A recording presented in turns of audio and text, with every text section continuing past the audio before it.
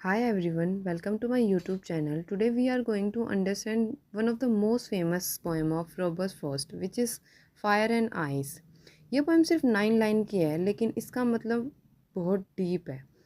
इसमें पोइट बताते हैं कि दुनिया का एंड कैसे हो सकता है, फायर से या आइस से, और ये एक्चुअली हमारे इमोशंस के बारे में है।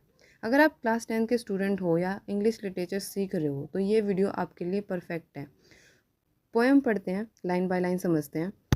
सिंबोलिज्म और लिटरेरी डिवाइस भी कवर करेंगे, एंड तक ज़रूर देखना। चलिए शुरू करते हैं।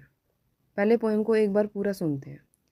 Some says the world will end in fire, some says in ice, from what I have tasted of desire I hold with those who favour fire, but if it had to perish twice, I think I know enough of hate to say that for destruction ice is also great and would suffice. अब line by line समझते हैं। Some says the world will end in fire, some says in ice. कुछ लोग कहते हैं कि दुनिया आग से ख़त्म हो जाएगी, और कुछ लोग कहते हैं बर्फ़ से। यहाँ पोइट दो पॉसिबिलिटीज़ दिखा रहे हैं, डिस्ट्रक्शन बाय फायर और destruction by ice. From what I have tasted of desire I hold with those who favour fire. Poet कहते हैं मैंने डिज़ायर मतलब इच्छा, पैशन, लस्ट और ग्रीड को टेस्ट किया है, इसलिए मैं उन लोगों के साथ हूँ जो फायर को सपोर्ट करते हैं। मतलब स्ट्रॉन्ग डिज़ायर इंसान को इतना कंज्यूम कर सकते हैं कि वो दुनिया बर्बाद कर दें।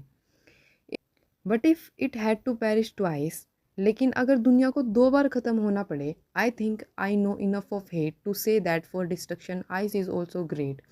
तो मैं इतना तो जानता हूँ हेट के बारे में कि आइस भी डिस्ट्रक्शन के लिए बहुत पावरफुल है। आइस यहाँ कोल्डनेस, इंडिफरेंस, रिजिडिटी और हेट्रेड को रिप्रेजेंट करता है। एंड वुड सफाइस, और वो काफ़ी हो जाएगा, मतलब आइस भी दुनिया को कम्प्लीटली डिस्ट्रॉय कर सकता है। अब असली बात समझते हैं। यह पोएम लिटरल फायर और आइस के बारे में नहीं है, ये सिंबोलिज्म यूज़ करता है। For example, fire symbolizes desire which is greed, passion, anger, lust. ये जल्दी सब कुछ ख़त्म कर देता है, जैसे आग करती है। अगर हमारी डिज़ायर्स अनकंट्रोल हो जाएं तो वो रिलेशनशिप्स, सोसाइटी और पूरी दुनिया तक को बर्बाद कर सकती है। Here I symbolises hate which is coldness, indifference, intolerance which is नफरत। ये धीरे धीरे सब कुछ फ्रीज कर देता है। नफ़रत इंसान को इतना ठंडा बना देती है कि वो किसी के लिए कुछ फील ही नहीं करता, और ये भी इतना ही डिस्ट्रक्टिव होता है। पोइट का मैसेज बहुत स्ट्रॉन्ग है। हमारे अंदर ही दुनिया को डिस्ट्रॉय करने की पावर है, चाहे वो एक्सेसिव डिज़ायर हो या डीप हेट्रेड। अगर हमने इन इमोशंस को कंट्रोल नहीं किया तो हम खुद ही सब कुछ ख़त्म कर देंगे। इस पोएम में कुछ इंपॉर्टेंट लिटरेरी डिवाइसेस यूज़ हुए हैं।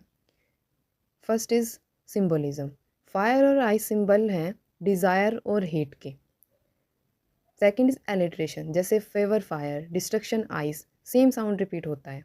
Third is rhyme scheme. इसकी राइम स्कीम है A B C, B C B, जो पोएम को म्यूजिकल फील देता है। Fourth is imagery. आप आग और बर्फ़ की स्ट्रॉन्ग पिक्चर देख सकते हो, अपने माइंड में ही क्रिएट कर सकते हो उस चीज़ को। Fifth is contrast. Fire versus ice दोनों अपोजिट हैं, लेकिन दोनों डिस्ट्रक्टिव। ये पोएम बहुत कंसाइज है लेकिन बहुत पावरफुल है। तो दोस्तों, फायर एंड आइस हमें ये सिखाती है कि हम अपने इमोशंस को कंट्रोल करें, वरना वो हमें और दुनिया को डिस्ट्रॉय कर देंगे। आपको ये पोएम कैसे लगी, कमेंट में बताओ। आपको फायर ज़्यादा डेंजरस लगता है या फिर आइस? अपने भी रीजंस बताना कि ये दुनिया किन रीजंस की वजह से एंड हो सकती है।